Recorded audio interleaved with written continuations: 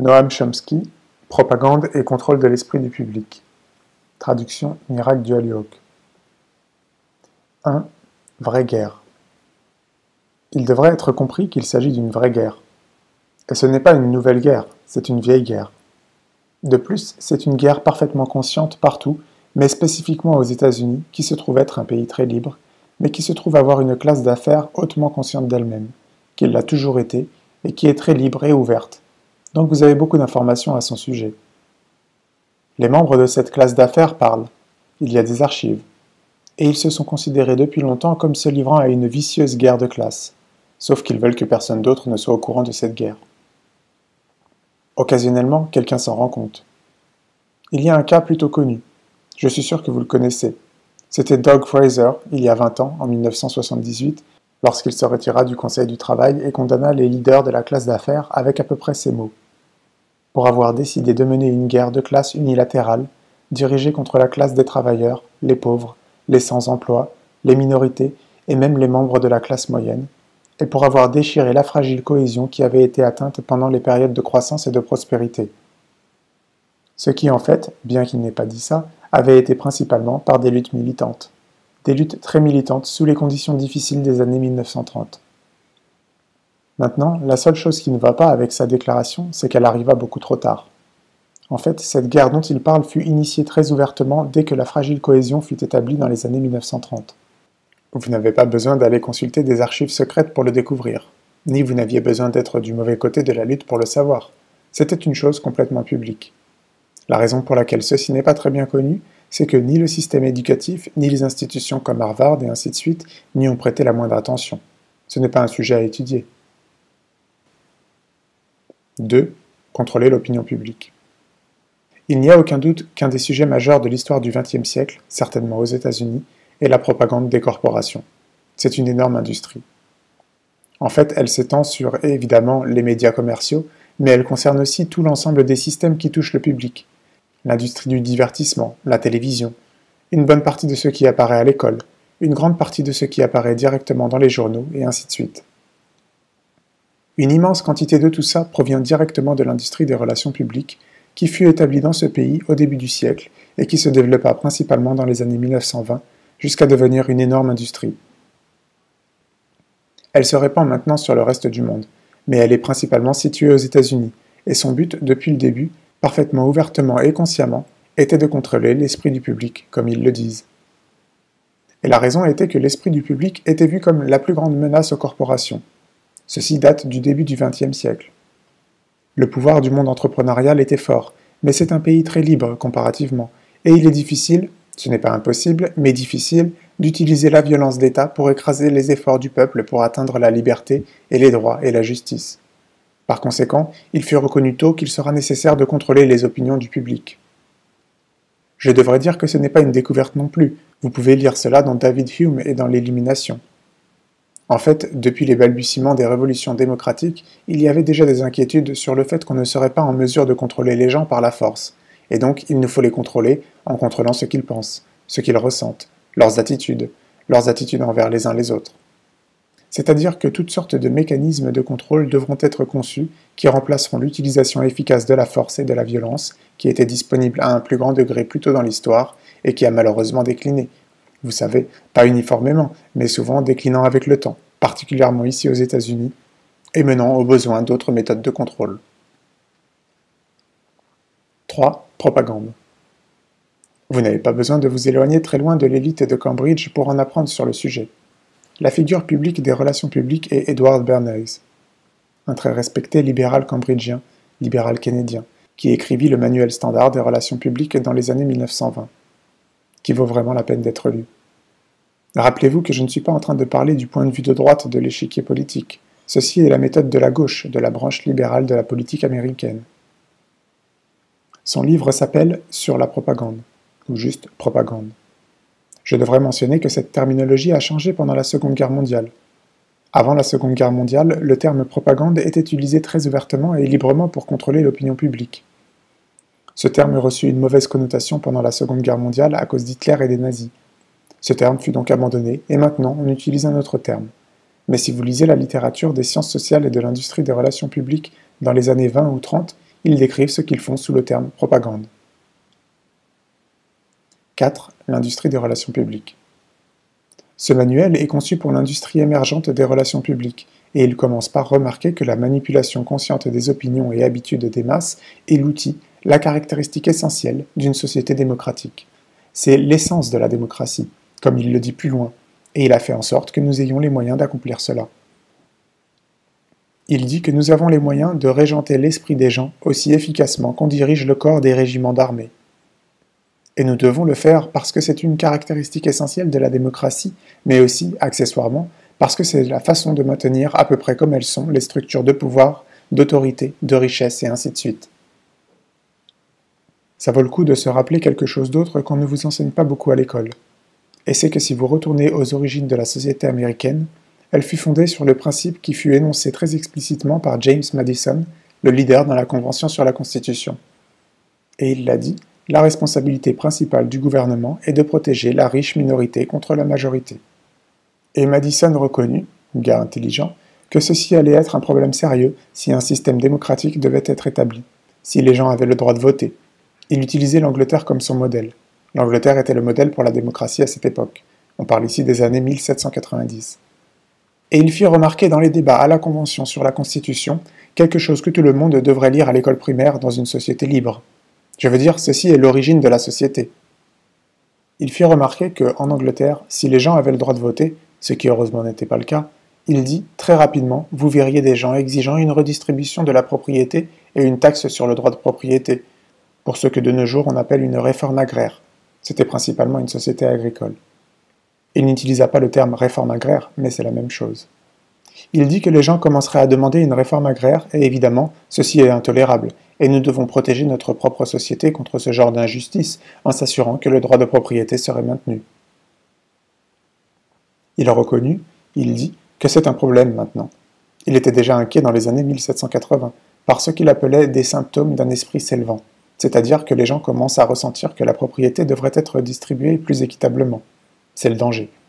Mais il dit que le danger allait devenir beaucoup plus sévère avec le temps, lorsque de plus en plus de personnes marginalisées et dépouillées aspireront secrètement à une distribution plus équitable des biens de la vie. Maintenant, si ces gens-là se mettent à voter, on aura des soucis, parce que ce sera difficile de protéger la riche minorité contre la majorité, ce qui est la fonction de base du gouvernement. 5. Manipulation consciente. Et par conséquent, il construit le système constitutionnel qui était conçu pour prévenir ce danger, point sur lequel lui et les autres étaient virtuellement unanimes. Il n'y avait virtuellement aucun désaccord là-dessus. La seule personne qui aurait pu avoir été en désaccord, Thomas Jefferson, ne faisait pas partie de tout ça. Donc, le système constitutionnel, tel qu'il le conçut, était supposé mettre le pouvoir dans les mains des riches qui sont la plus compétente catégorie d'hommes. Je cite, « Le pouvoir doit résider dans les mains de l'homme riche, de la catégorie plus compétente de l'homme. » Avec la population générale fragmentée, fractionnée, dispersée, vous savez, en conflit entre eux et ainsi de suite. On est là dans les années 1780. Ça a été un système relativement stable, et puis ça a été plus difficile lorsque les droits ont augmenté. Donc avec le temps, alors que de plus en plus de gens obtinrent le droit de vote, ceci a fait grandir le danger. De plus, le pouvoir de l'État de contraindre par la violence, et ceci inclut le pouvoir privé, comme disons le pouvoir de Carnegie d'embaucher des migrants pour combattre des grévistes, etc., alors que ces possibilités d'action déclinèrent, le besoin d'avoir recours à d'autres méthodes augmenta. Des mesures pour fractionner la population, distiller la haine, marginaliser les gens, la propagande directe, etc. Tout ceci prit de l'ampleur, et très consciemment. Donc lorsque vous arrivez aux années 1920, il est reconnu que d'immenses ressources doivent être consacrées à la manipulation consciente des habitudes et opinions organisées des masses. Et nous devons régir leur esprit comme on régirait les corps des soldats d'une armée, et on a les méthodes pour le faire. Ces méthodes sont la publicité, le divertissement, la propagande directe, les médias, l'école et ainsi de suite. 6. Le Parti du travail attaqué. Les années 1920 furent une période importante sur ce sujet. On a l'impression que le travailleur est attaqué maintenant, mais rappelez-vous que dans les années 20, il avait été écrasé. Le principal historien américain sur l'histoire du travail, David Montgomery, a écrit un livre que vous connaissez probablement, sinon vous devriez, appelé La chute du Parti des travailleurs, The Fall of the House of Labour. Un livre classique très important sur l'histoire du mouvement des travailleurs. Le livre se finit sur les années 1920 parce que c'est alors que l'association des travailleurs avait chuté, et ce avec beaucoup de violence, dans ce cas une violence d'État. Wilson Redsker, le leader des travailleurs, était en prison. Eugene Debs du New York Times a dit qu'il était là où il aurait dû être envoyé depuis longtemps. Il y avait eu une grande vague de grève à la fin de la Première Guerre mondiale qui fut écrasée. Le Parti des travailleurs fut balayé. Comme Montgomery le signala à la fin de son livre, le Parti du travail avait été virtuellement détruit. Les travailleurs devaient privatiser leur vie et leurs aspirations. Ils devaient en quelque sorte établir des stratégies de survie pour eux-mêmes, pas en coopération avec les autres, parce que les modes de coopération et la lutte commune avaient été éliminés. Et ils firent ceci, dit-il, dans une très non démocratique Amérique. Ce qui est vrai. C'était un pays très non démocratique, utilisant une combinaison de modes de violence et de coercition et de répression, en augmentant la propagande pour empêcher les dangers qui avaient inquiété Madison il y a presque 200 ans plus tôt. Vous savez, l'idée que de plus en plus de gens espéraient secrètement un plus grand accès aux joies de la vie, et pourraient même faire quelque chose pour y parvenir s'ils avaient une démocratie qui fonctionnait, ce qui par conséquent ne pouvait être permis. 7. Le sort de la démocratie. Pour être équitable envers James Madison, je devrais faire le commentaire que ces remarques ne sont pas tout à fait correctes. La raison étant que Madison était un pré-capitaliste, tout comme presque tout le monde. Vous savez, Adam Smith, toutes les grandes figures des Lumières, ils étaient tous pré-capitalistes et très anticapitalistes dans leur conception. Vous ne pouvez pas dire qu'ils étaient anticapitalistes parce qu'il n'y avait pas de capitalisme industriel moderne pour qu'ils puissent avoir une opinion dessus. Et vous savez, la façon dont vous lisez un texte, c'est une question d'interprétation. Il peut y avoir plusieurs interprétations, mais la manière dont je le lis, ils étaient très anticapitalistes, et ça inclut Adam Smith. Et je pense que vous pouvez démontrer ça. Mais certainement, Madison l'était. Il croyait que lorsqu'il mettait le pouvoir dans les mains de la classe riche des hommes, vous savez, la catégorie la plus capable des hommes, les plus riches du pays, il croyait qu'ils allaient, comme il l'a dit, être des hommes d'État illuminés et des philosophes bienveillants qui se dévoueraient au bien-être de tous. Ok, c'est une conception très capitaliste de croire qu'une fois que vous donnez le pouvoir aux mains des riches, ils seront juste des philosophes bienveillants qui dévoueront chaque minute de leur journée au bien-être de tous. Je veux dire, c'est comme ce que les cadres des corporations vous disent, vous savez. Je veux dire, ils comprennent suffisamment qu'il faut dire ces choses-là. Mais à présent, personne, enfin je suppose, personne ne les croit. À part ceux qui lisent ou regardent ces films d'entreprise de relations publiques qui vous expliquent le monde merveilleux que la corporation sert. À cette époque-là, Madison croyait vraiment à ça, et il découvrit très rapidement que ce n'était pas vrai. En quelques années, je crois en 1792, il était déjà très en colère contre la tournure de cette expérience démocratique et qu'il pensait était en train d'échouer. Il condamna ce qu'il appelait l'audacieuse dépravation de l'époque. Les leaders des entreprises à qui on avait maintenant donné le pouvoir utilisèrent ce pouvoir pour devenir les outils et les tyrans du gouvernement. Ils renversèrent le gouvernement par leur pouvoir et association et le corrompirent par leur largesse. Ils ne font que servir leurs propres intérêts, vous savez, pas l'intérêt général du public. Et Madison pensait que c'était déplorable, et ainsi de suite. Et c'est parce qu'à la fin, il perçut la façon dont le système qu'il avait conçu était en fait en train de fonctionner. Cette description, vous savez, cette rhétorique est plutôt pas mal. Les gens n'utilisent pas d'aussi sophistiquée rhétorique de nos jours, mais c'est une parfaite description de la situation d'aujourd'hui. 8. La minorité des opulents. Ce qui est appelé le système capitaliste industriel aujourd'hui est en fait un système dans lequel le pouvoir privé est l'outil et le tyran du gouvernement. Il le dépasse par ses associations et le corrompt par ses largesses. C'est une plutôt bonne description de 1997 avec tous les changements qui ont pris place depuis 1972. Il y a une grande stabilité dans tout ça, incluant l'engagement au principe que le but principal du gouvernement est de protéger la minorité riche de la majorité. Lisez attentivement la proposition du budget du gouvernement hier et vous aurez un bon exemple de comment cet engagement se manifeste à travers l'idée de plus en plus significative, de manière même écrasante, particulièrement parmi les libéraux, comme disons Bernays, qu'il est nécessaire de contrôler les esprits des gens car ils sont trop dangereux. Regardez l'Encyclopédie des sciences sociales, une grosse encyclopédie qui date de 1933, donc avant la Seconde Guerre mondiale. Et il y a une définition du terme propagande. Rappelez-vous que la propagande était un terme utilisable, et la définition de celui-ci est écrite par un scientifique politique très distingué, Harold Lasswell, un des fondateurs de la science politique moderne, et en fait même de la communication et ce qui l'entoure. Ça vaut le coup d'être lu, c'est une page ou deux. Je ne vais pas tout lire, mais voici ce qu'il dit. C'est une paraphrase, pas une citation, mais très proche de ces mots. Il dit que nous ne devons pas succomber au dogmatisme démocratique concernant le fait que les gens sont les meilleurs juges de leurs propres intérêts. Ils ne le sont pas. Nous sommes les meilleurs juges de leurs meilleurs intérêts. Nous sommes des gars malins et nous devons nous assurer que ces idiots dehors ne se mettent pas dans le pétrin en utilisant en pratique leur droit de vote théorique et en interférant là où ce n'est pas leur place, l'arène publique. Donc nous devons les sortir de l'arène publique d'une façon ou d'une autre et s'assurer que ce sont seulement les gars malins qui sont dedans. Et ceci c'est pour leur bien évidemment. C'est un peu comme vous ne laissez pas votre enfant de 3 ans traverser la rue tout seul, parce qu'il pourrait se faire renverser. Ce serait inapproprié de lui laisser le choix de le faire seul.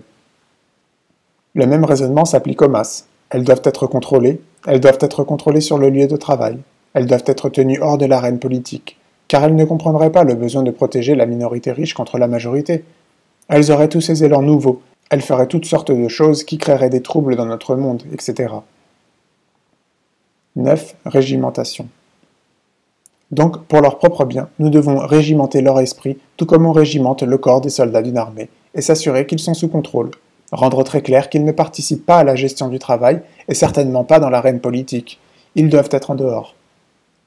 Et le dévouement avec lequel cette tâche a été poursuite est énorme. Je veux dire, juste après la chute du Parti des travailleurs dans les années 1920, lorsque les travailleurs américains furent écrasés et que les gens furent privatisés et essayèrent de s'accommoder individuellement à une Amérique des plus non démocratiques, comme Montgomery et d'autres l'ont indiqué. C'était une période où il y avait une sorte d'extase à la fin de cette histoire.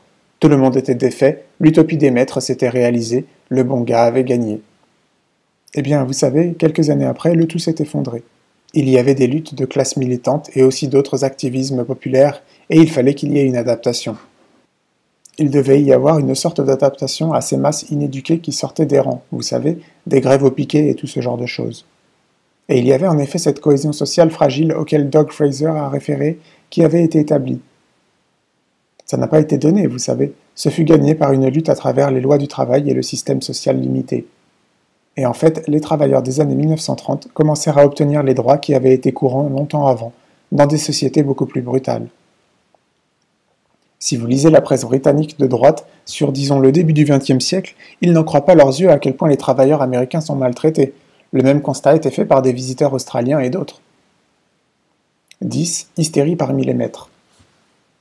Arrivés aux années 1930, les États-Unis furent plus ou moins amenés à la moyenne des sociétés industrielles sur ces sujets de droits des travailleurs, à un niveau limité en réalité, mais à un certain point, et ceci causa de l'hystérie parmi les maîtres. Si vous lisez la presse dans les années 1936 ou 1937, encore une fois, ce sont des choses que, dans une réelle société libre, tout le monde étudierait au collège, parce qu'elles sont très importantes et donnent le vrai cadre de la société d'après moi. Il parlait donc dans la presse de cette époque du danger auquel faisaient face les industriels, du pouvoir politique émergent des masses, de comment on doit faire quelque chose pour nous sauver ou bien notre mode de vie va disparaître et il n'y a pas beaucoup de temps pour réagir. Ils commencèrent immédiatement.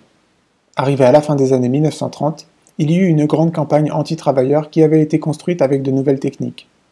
Il y avait encore l'utilisation de la force, mais il était compris que ça n'allait pas marcher de la même manière qu'avant. Donc il y eut un tournant vers plus de propagande. L'idée principale est appelée la formule de la vallée Mohawk, ou quelque chose dans le genre. La formule de la vallée Mohawk fut conçue par un bon nombre de grands noms des relations publiques autour des années 1936-37, à l'époque de certaines des grèves dans l'industrie métallurgique, pour avoir ce qu'ils appelaient une nouvelle méthode scientifique de cassage de grève. Vous savez, on ne va pas juste arriver avec des battes de baseball, casser leur tête, tirer sur les gens, tout ce genre de choses du passé.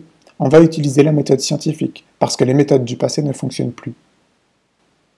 Les méthodes scientifiques du cassage de grève furent en fait tirées des idées des relations publiques de la sorte dont j'ai parlé.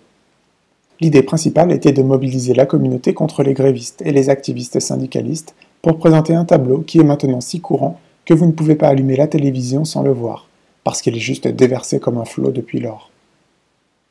11. Américanisme. L'idée de base est de présenter une image du monde qui ressemble à peu près à ça. Il y a nous, c'est-à-dire la belle famille heureuse de la communauté, le travailleur honnête, allant au travail chaque matin avec sa boîte à déjeuner, sa femme loyale qui fait le repas et qui s'occupe des enfants, le cadre qui travaille dur jour et nuit dans l'intérêt de ses travailleurs et de la communauté, le banquier sympathique qui se promène pour prêter de l'argent aux gens et ainsi de suite. Ça c'est nous, vous savez, et nous sommes en harmonie. L'harmonie est un mot important. Nous sommes en harmonie et nous sommes tous ensemble. C'est l'américanisme. Vous pourriez jeter un œil à ce mot américanisme. C'est le terme usuel, le genre de mot qu'on trouve uniquement dans des sociétés totalitaires, à ce que je sache. Donc par exemple, en Union soviétique, l'antisoviétisme était considéré le plus grand de tous les crimes. Les généraux brésiliens ont dit quelque chose du genre. Ils avaient un concept anti-brésilianisme. D'autres ont essayé de publier un livre sur l'anti-italianisme, pour voir ce qui allait se passer dans les rues de Rome ou de Milan.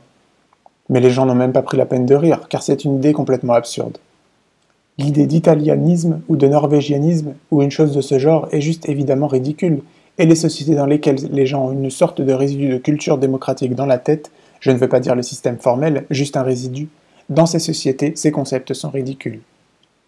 Mais dans les sociétés totalitaires, c'est utilisé. Peut-être qu'il y a une autre, mais autant que je sache, les États-Unis sont la seule société libre qui a un tel concept. Donc l'américanisme et l'anti-américanisme sont des concepts qui vont avec l'harmonie et l'idée de se débarrasser de ces éléments étrangers. Une autre partie de la méthode est d'instaurer la haine et la peur chez les gens. Les États-Unis sont une société diverse. Vous allez en Europe, la plupart des pays sont uniformes. Ici, c'est une société très diversifiée. Donc il est facile pour les propagandistes de faire en sorte que les gens haïssent leurs voisins parce qu'ils sont un peu différents les uns des autres. D'immenses campagnes sont menées pour instiguer des divisions parmi les gens. Je n'ai pas besoin de vous dire cela, c'est tellement si familier de nos jours, mais ce sont des techniques très naturelles de contrôle social. Si vous ne pouvez pas contrôler les gens par la force, vous devez contrôler leur esprit, vous devez contrôler leurs attitudes, exactement comme ils l'ont dit. 12. La formule de la vallée Mohawk. Retournons à la formule de la vallée Mohawk. L'idée était d'entrer dans une communauté où il y avait une grève, l'inonder de propagande, prendre le contrôle des médias, de l'église, de l'école, partout, et y déverser cette propagande sur l'harmonie et tout le reste qu'on vient de décrire. Et puis, il y a ces mauvais gars qui essaient de déranger nos vies harmonieuses. Vous savez, comme cet organisateur de grève, c'est probablement un communiste ou un anarchiste de toute manière, et il est probablement anti-américain, et il essaie de détruire toutes ces choses formidables qu'on a, et nous devons nous unir et l'expulser. Nous devons défendre notre façon de vivre contre cette attaque. Beaucoup de religion est instaurée là-dedans. Rappelez-vous que les États-Unis sont un pays extrêmement fondamentaliste. Je veux dire comparativement. Vous regardez des statistiques comparatives, le fondamentalisme religieux déclina alors que l'industrialisation émergea. Il y a une corrélation très proche, mais les États-Unis sortent largement du lot. Vous savez, ils se placent au même rang que des sociétés paysannes dévastées, probablement plus fondamentalistes que l'Iran. Pourquoi est-ce le cas? Je ne sais pas. En fait, c'est une question compliquée, mais un des facteurs est que ce fut certainement fomenté par des leaders d'entreprise. Ça retourne loin en arrière au XIXe siècle, lorsqu'ils supportaient leur favori, John D. Rockefeller, évangéliste. Il déversa beaucoup d'argent, et il a dit que les gens devraient avoir plus d'idées illuminées que des idées d'agitation du monde du travail. C'était une de ses phrases favorites. Et les idées plus illuminées, vous savez, sont « allez à l'église, obéissez aux ordres, et taisez-vous ». Ça, c'est les idées plus illuminées. C'est un cas très intéressant parce que la méthode de la vallée Mohawk fut le modèle utilisé ensuite pour briser les grèves et le mouvement des travailleurs dans la période après-guerre. Donc c'est très intéressant de voir ce qui s'est passé. Entre parenthèses, je ne connais pas de littérature sur tout ça.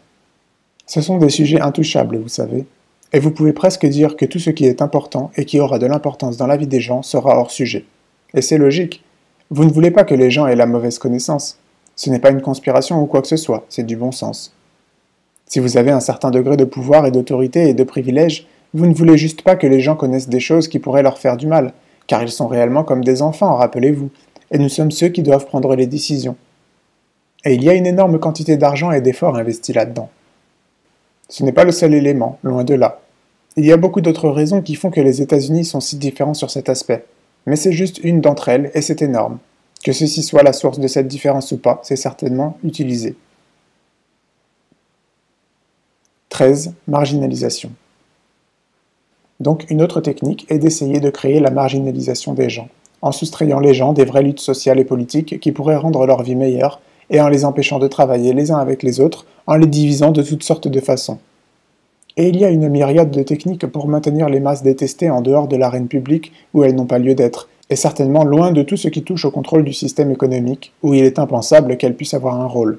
Ça doit rester dans les mains de tyrannies privées, c'est indiscutable. Là où les États-Unis ont agi internationalement, c'est la même chose.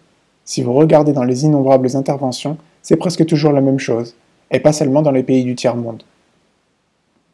14. Intervention de la CIA. Par exemple, je viens juste de rentrer d'Italie. Vous ne le savez peut-être pas, mais l'Italie fut la cible d'une activité majeure de la CIA depuis ses origines. Les archives internes sont arrêtées sur le milieu des années 70, donc je ne sais pas ni ne peux rien dire sur ce qui s'est passé après. Mais depuis l'origine de la CIA en 1947 jusqu'à au moins le milieu des années 1970, l'Italie, plus que n'importe quel autre pays, semble avoir été ciblée par des efforts pour affaiblir la démocratie italienne. L'Italie était vue comme une sorte de pays semi-tiers-mondiste, et elle avait un très fort mouvement des travailleurs. Lorsque l'armée américaine, en fait les armées américaines et britanniques, sont arrivées en Italie pour faire ce qu'elles ont appelé la libération de l'Italie en 1943-1944, elles ont été consternées de découvrir que le nord de l'Italie avait été libéré par la résistance et qu'il avait établi une société fonctionnelle avec un très fort contrôle de travailleurs. La résistance avait été principalement faite par des travailleurs et des paysans. Ce sont eux qui ont chassé les Allemands et ont libéré la plupart de la région, et ils avaient institué une gestion des usines par les travailleurs. Ils protégeaient les travailleurs. Selon les termes américains et britanniques, ils conservaient des travailleurs inutiles et avaient arbitrairement renvoyé les propriétaires et les patrons. Et ceci, bien sûr, est intolérable. Le système fonctionnait, et de plus, il se concentrait sur le chômage, car il était reconnu que c'était le principal problème de l'Italie. Mais ceci, c'est leur problème, pas notre problème. Notre problème est de restaurer la structure traditionnelle, ce qui signifiait la hiérarchie traditionnelle. En fait, ça voulait dire restaurer les structures fascistes et les collabos fascistes, et ainsi de suite. Et un grand effort fut mis pour faire ceci. Et ce ne fut pas entièrement un succès, mais en 1948, lorsque la première élection prit place, il semblait que les forces des travailleurs allaient probablement gagner, et un énorme effort fut fait pour que ça n'arrive pas. En retenant de la nourriture, l'Italie était affamée, en restaurant le contrôle fasciste de la police, par toutes sortes de menaces et de manipulations. Une plutôt grosse opération. C'était la première opération de la CIA, parmi d'autres, et ils la prirent très au sérieux. Encore une fois, quelque chose que vous devriez apprendre dans une société libre est cette chose qu'on appelle la NSA, le Conseil de sécurité nationale. Vous savez, le planificateur principal qui produit des documents à un top niveau. Des documents de planification qui sont, pas les plus importants, mais parmi les plus importants, et ils ont tendance à être rendus publics 35 ans plus tard, et on peut donc regarder en arrière. On les a donc maintenant à partir de la fin des années 40, et le premier rapport de la NSA, en 1947, est dédié à l'Italie, et il dit, vous savez, on va essayer toutes ces mesures pour s'assurer que l'Italie n'ait pas de gouvernement démocratique dans lequel il y aura un grand rôle pour les classes ouvrières en Italie. Ils ne le disent pas de cette façon, mais ça revient à ça.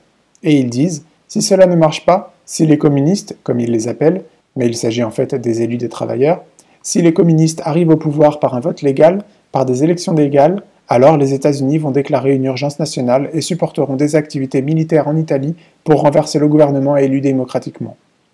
C'est à ce point qu'ils prenaient les choses au sérieux en 1947. Ils savaient exactement pourquoi les communistes étaient puissants. Vous le lisez dans les archives très largement. C'est parce qu'ils étaient honnêtes, parce qu'ils supportaient les intérêts des classes ouvrières. C'est vrai qu'ils étaient collaborationnistes. Ils n'essayaient pas de séparer l'Italie de l'Alliance occidentale ou quoi que ce soit, mais ils défendaient les intérêts de la classe ouvrière et les gens les supportaient. Ils avaient le soutien d'une partie de la classe ouvrière. Il y en avait beaucoup d'autres à côté des communistes, mais il fallait les empêcher, soit par coercition, en retenant la nourriture, en imposant un embargo, avec de la violence, et si ça ne fonctionnait pas, par une intervention directe, une intervention militaire. Ils prenaient les choses très au sérieux, et en fait, c'est le cas jusqu'à aujourd'hui. 15. Libre-échange. Question. Question du public. Comment se fait-il que les riches Américains peuvent berner aussi facilement et de manière si évidente les Américains, en contrôlant le pouvoir et le gouvernement en l'utilisant contre le public de la classe des travailleurs? Eh bien, prenons maintenant comme exemple, il y a quelques jours, je ne sais pas si vous êtes au courant, je m'inflige la douleur de lire le New York Times chaque jour pour quelques raisons masochistes que je ne vais pas essayer d'expliquer. Mais ils ont un correspondant principal, une sorte de personnage principal. C'est un homme appelé Thomas Friedman, qui a publié un article il y a 3 ou 4 jours. Un gros article intellectuel dans lequel il dit « La guerre froide est finie, vous savez, et on n'a plus de sujet sur lequel séparer les gens. Donc il faut de nouvelles catégories. » Et il dit qu'on a 2 cibles. L'une est les contre-intégrationnistes, c'est-à-dire qu'il y a ceux qui sont en faveur de la mondialisation et ce qu'ils appellent le libre-échange, et les gens qui veulent ralentir ce procédé. C'est un problème. L'autre cible sont les gens qui sont en faveur d'un filet de sécurité en opposition à ceux qui pensent que tout le monde devrait être chacun pour soi et avoir ce qu'il peut. Donc vous avez ces deux façons dont on peut séparer les gens en 4 sortes de personnes. 2 de ces catégories, il les élimine comme lunatiques, ce sont des apatistes, et donc ils entrent dans 2 de ces boîtes. Les autres 2 boîtes sont, disons, des gens comme Clinton et Gingrich. Et je mettrai Clinton de côté, mais Gingrich, je pense qu'il concerne directement votre point. Gingrich est mis dans le coin des intégrationnistes. Eh bien, on peut tester si c'est vraiment la position de Gingrich. Par exemple, sur la question si Gingrich est un intégrationniste et favorise le libre-échange, on peut demander comment il a réagi quand l'administration institua la plus grande vague de protectionnisme depuis les années 1930. C'est du protectionnisme direct associé à une immense augmentation de subventions publiques au pouvoir privé, l'industrie, à côté de, disons, la plus grande nationalisation dans l'histoire américaine, la Banque continentale d'Illinois. Tout ceci est radicalement anti-intégrationniste. Et comment est-ce que Gingrich a réagi? On peut poser cette question. La réponse, c'est qu'il pense que c'est super. 16. Assistance sociale pour les riches. Maintenant, qu'en est-il du filet de sécurité? Je veux dire, est-ce que Gingrich est vraiment en faveur de l'idée que les gens soient livrés à eux-mêmes, que nos entrepreneurs se débrouillent et ainsi de suite? Je veux dire, vous pouvez vérifier ça aussi. Gingrich représente le district du comté Cobb County de Georgie, et il se trouve qu'il détient le record national du comté qui reçoit le plus de subventions fédérales destinées à ses riches électeurs. Pour être précis, parmi les comtés de banlieue aux États-Unis, le comté Cobb County se place 3e en termes de subventions. Il se place juste après Arlington, Virginie, qui est bien sûr un comté fédéral, ils reçoivent beaucoup de subventions pour le Pentagone, et le comté Rivard en Floride, qui est le lieu où se situe le centre spatial et qui est une autre partie du gouvernement fédéral. Donc si vous enlevez de ce classement le gouvernement fédéral lui-même, le comté de Gingrich est numéro 1. Il reçoit plus de subventions fédérales que qui que ce soit. Le plus gros employeur dans le comté Cobb County est Lockheed, qui est une corporation privée subventionnée publiquement. Je veux dire, ils vendent des avions commerciaux, mais tout le monde sait que la technologie militaire est ensuite transmise au privé. La façon dont le système est construit est que la technologie est conçue sous le label militaire, et ensuite elle est donnée au pouvoir privé lorsque la technologie fonctionne. C'est vrai de tout, des avions, des ordinateurs, de l'Internet, tout ce que vous voulez. Et le comté de Cobb County est au cœur de ce système. Eh bien, est-il vraiment en faveur d'être chacun pour soi dans ce monde difficile? C'est ridicule. Il est le plus gros adepte de l'État protecteur du pays. C'est littéralement vrai, excepté qu'il veut que la protection aille aux gens très riches. Remarquez que ce n'est pas ce qui est appelé corporate welfare. Ce qu'ils appellent corporate welfare est dans une autre catégorie complètement différente. Le corporate welfare, c'est un peu comme donner une piqûre de stimulant dans le bras d'une corporation particulière. Ça, c'est différent. Mais c'est la façon dont notre économie fonctionne. Prenez n'importe quel secteur dynamique que vous connaissez, je le sais, j'ai étudié le sujet, et vous trouvez qu'il fonctionne massivement sur des subventions publiques pour des profits privés. Le public paye les coûts et prend les risques, et les systèmes privés prennent les profits s'il y en a. Cobb County est juste un exemple extrême de ce système. 17. Délusion. Maintenant, vous avez demandé comment se fait-il que les gens se laissent berner? Eh bien, combien de fois est-ce que vous lisez ce genre de choses? Ce ne sont pas des faits subtils, ce sont des évidences flagrantes. Mais la raison pour laquelle les gens se laissent berner, c'est parce que des gens comme Thomas Friedman et les gens qui sont du métier savent pertinemment qu'il ne faut pas écrire sur ces choses. Je veux dire, je ne prétends pas qu'il sait qu'il ne faut pas écrire sur ces choses. En fait, je pense que les gens qui écrivent sur ces sujets sont probablement les gens qui sont les plus propagandés comparés aux gens à qui ils écrivent. Vous savez, vous ne pouvez pas être un bon propagandiste à moins que ce soit dans votre sang. Je veux dire, c'est extrêmement dur de mentir. Je pense qu'on sait tout ça par expérience personnelle. C'est difficile de mentir aux gens. Chacun d'entre nous ment de temps en temps, à moins qu'on soit une sorte d'ange. Et la façon dont on le fait, et je suis sûr que vous savez ça déjà, est que premièrement, vous vous convainquez vous-même, en vous disant que ce que vous dites est vrai. Comme, vous savez, vous êtes un enfant de 8 ans et vous avez volé un jouet à votre frère, et votre mère vous crie dessus. Vous ne dites pas « Eh bien, je voulais ce jouet, et il l'avait, donc je l'ai pris parce que je suis plus fort que lui. » Ce que vous dites est « Il n'était pas vraiment à lui et j'en avais plus besoin que lui, donc c'était juste pour moi de le prendre. » Je veux dire, si les gens n'ont pas eu cette expérience, ils sont d'une autre espèce, je pense. Et ce genre d'expérience explique les comportements des gens, et ce jusqu'à un journaliste célèbre à la tête du New York Times. Vous savez, vous ne pouvez même pas réussir dans ces cercles à moins que vous ne soyez si profondément recouvert de doctrine et de propagande que vous ne pouvez même pas penser autrement.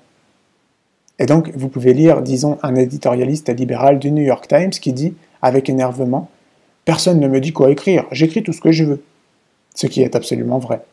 Parce que si les gens qui sont réellement au pouvoir n'étaient pas absolument sûrs que cette personne allait écrire ce qu'il faut, elle ne serait pas à ses postes avec la possibilité d'écrire tout ce qu'elle veut. 18. Endoctrination. Donc, comment ça marche? Ça commence dès l'enfance. Ça commence à la maternelle, avec la télévision. Il y a une sélection à l'obéissance dès le début. Je veux dire, je suppose, peut-être que j'ai tort, corrigez-moi si j'ai tort, mais du moins quand je pense à mon expérience, ou à n'importe quelle autre expérience scolaire, je sais qu'il y a une sélection pour l'obéissance. J'ai fini par aller à une université prestigieuse comme celle-ci, le MIT, et je sais exactement comment j'ai fait, en me taisant. Vous savez, comme par exemple, si je pensais que le professeur du lycée était un idiot, je ne lui disais pas « Hé, ce que tu es en train de raconter, c'est des conneries », ce que je pensais la plupart du temps. En fait, parfois je l'ai fait, et je me faisais sortir de la classe, mais j'ai appris à ne rien dire. Vous savez, vous apprenez à vous dire « Ok, la prochaine fois, je ferai le travail stupide, parce que je sais que de cette manière, j'aurai un A, et à la fin, je pourrai faire autre chose. » Et donc, si vous avez suffisamment la capacité de faire ça, et être suffisamment discipliné et passif, vous avancez plus ou moins jusqu'aux échelons supérieurs. Mais il y a des gens qui ne le font pas. Je veux dire, je sais que certains de mes propres enfants ne le font pas, et ils ont des problèmes. On dit qu'ils ont des problèmes comportementaux, qu'ils sont perturbateurs, qu'il faut leur donner des médicaments ou autre chose, parce qu'ils sont trop indépendants, et les gens qui sont indépendants sont une nuisance, ils perturbent le système. Et donc ils seront isolés, coupés d'une façon ou d'une autre. Je peux vous dire, j'enseigne au niveau second cycle à l'université. Vous lisez les candidatures et vous pouvez détecter à travers les lignes lorsqu'une personne vous écrit une lettre de recommandation et vous dit « Éloignez-vous de cette personne, elle va vous causer des problèmes ». Ce qui signifie généralement que ce sont des gens qui feront les choses à leur manière ou quelque chose du genre. Je ne veux pas exagérer, dans les sciences c'est quelque peu différent. Et la raison c'est simplement que la science requiert ce genre d'indépendance.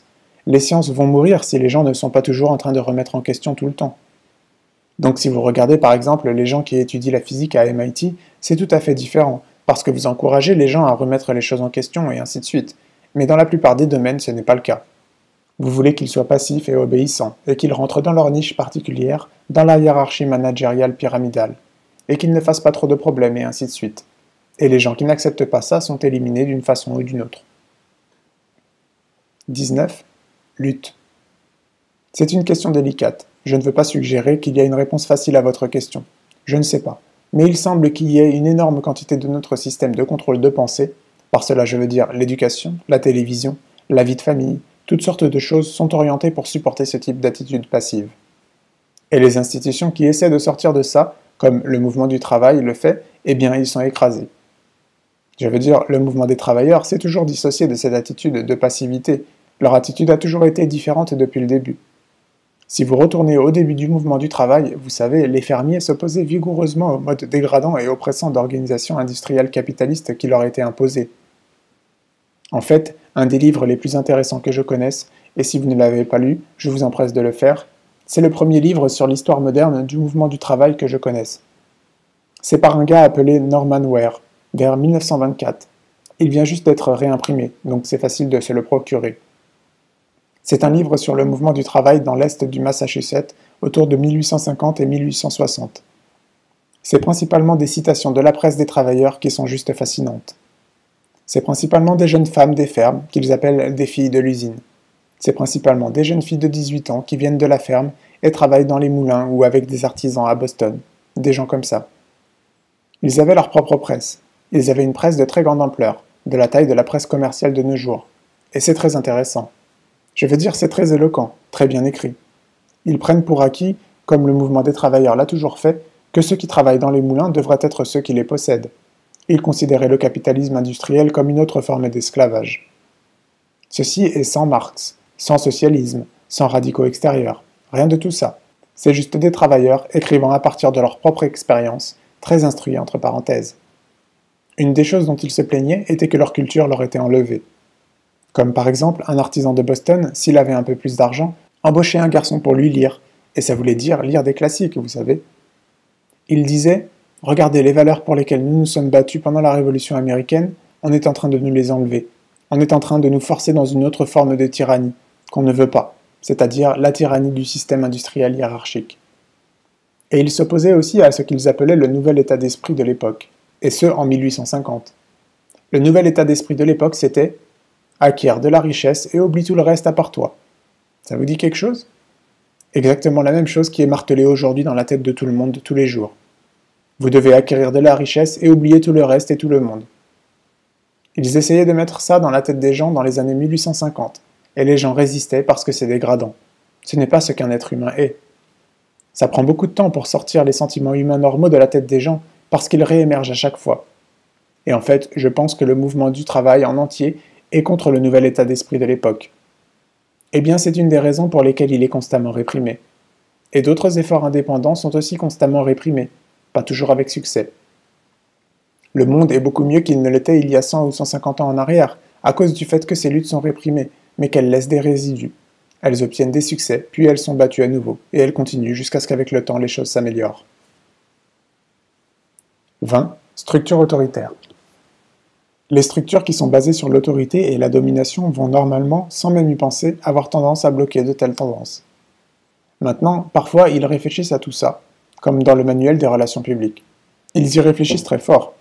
Ils dépensent plus d'1 milliard de dollars par an pour contrôler l'opinion. Alors vous feriez mieux de savoir ce que vous pensez. Mais la plupart du temps, vous n'y pensez pas, vous savez.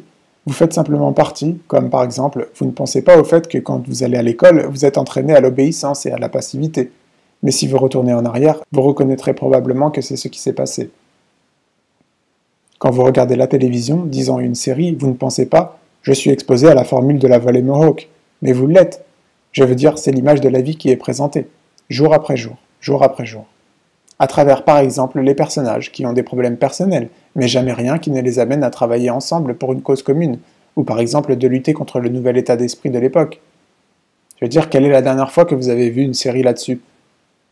Et en fait, ce qu'on vous expose ou propose est ce qui découle très consciemment de l'industrie des relations publiques. Dans ce cas, c'est principalement consciemment. 21. Diaboliser la main-d'œuvre. Un autre aspect est de diaboliser le travailleur, et donc un élément majeur dans l'énorme propagande des relations publiques après la Seconde Guerre mondiale était de strictement diaboliser la main-d'œuvre. Le mouvement des travailleurs en était conscient. Il y avait une presse des travailleurs relativement importante pendant cette période. Jusqu'aux années 1950, il y avait encore 800 journaux qui touchaient 20 ou 30 millions de personnes chaque semaine. Vous savez, ce n'est pas la taille des médias commerciaux, mais c'est quand même substantiel, et ils sont intéressants à lire aussi.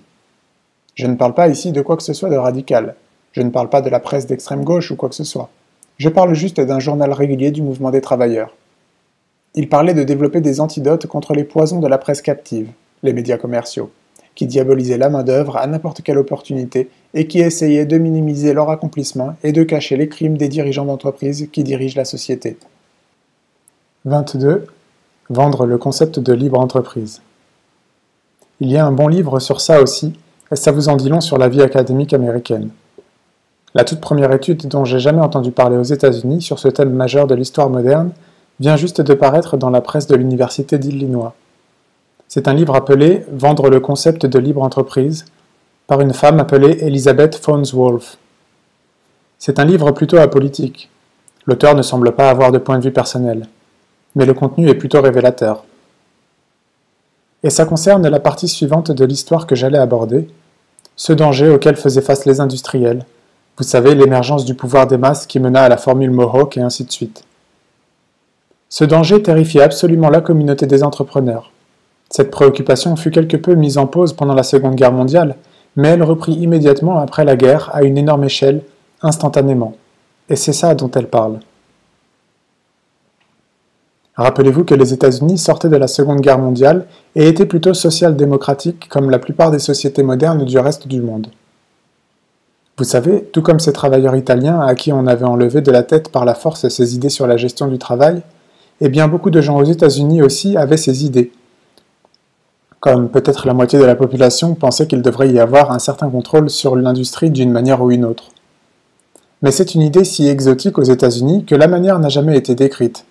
Mais c'est l'idée que le gouvernement peut être plus efficace que le pouvoir privé, des choses de ce genre. Il y avait un énorme support pour des programmes sociaux, des programmes médicaux et ainsi de suite. Donc il a fallu sortir tout ça de la tête des gens et rapidement. Vendre le concept de libre entreprise, c'était ça. Les leaders des relations publiques, elle en cite beaucoup dans son livre, disaient « Écoutez, nous avons 3 à 5 ans pour sauver notre manière de vivre. Nous devons nous battre et gagner rapidement, ce qu'ils appelaient l'éternelle bataille pour l'esprit des hommes et l'endoctrinement des gens à une histoire capitaliste, et nous devons leur faire si bien adopter cette histoire qu'ils la répéteront à chaque occasion possible. Et ils ne rigolaient pas. Je veux dire, par exemple, arrivé au début des années 50, environ un tiers du contenu des écoles primaires américaines venait directement des bureaux de propagande. Ils prirent le contrôle des ligues sportives, des églises, les universités furent attaquées, et il y eut partout un effort majeur pour essayer de gagner l'éternelle bataille pour l'esprit des hommes. Et ça continue encore aujourd'hui, vous savez. Je veux dire, ici c'est conscient. Cette partie du contrôle est consciente. La plupart des participants, c'est dans leur sang. Je veux dire, en particulier si vous êtes allé dans un système éducatif d'élite. Et vous savez, là vous êtes vraiment profondément endoctriné dans cette idée. Il n'y a pas de moyen de le mesurer, mais c'est mon sentiment personnel que vous trouvez plus de passivité et d'obéissance dans les centres élitistes que vous n'en trouvez, vous savez, dans les rues ou dans les universités d'État. 23. Théorie de conspiration. Eh bien, Adam Smith, par exemple, vous savez, vous êtes censé le vénérer, mais pas le lire.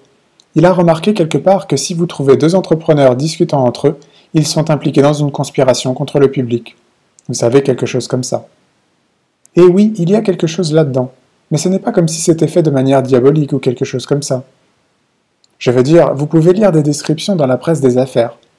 Donc par exemple dans le Financial Times de Londres, qui est le plus important journal des affaires au monde, il y a quelques années, ils avaient un article du correspondant économique de la BBC, vous savez tout ça est très establishment, dans lequel il disait quelque chose du genre que ce qui évoluait était ce qu'il appelait le gouvernement mondial de facto dans une nouvelle ère impérialiste.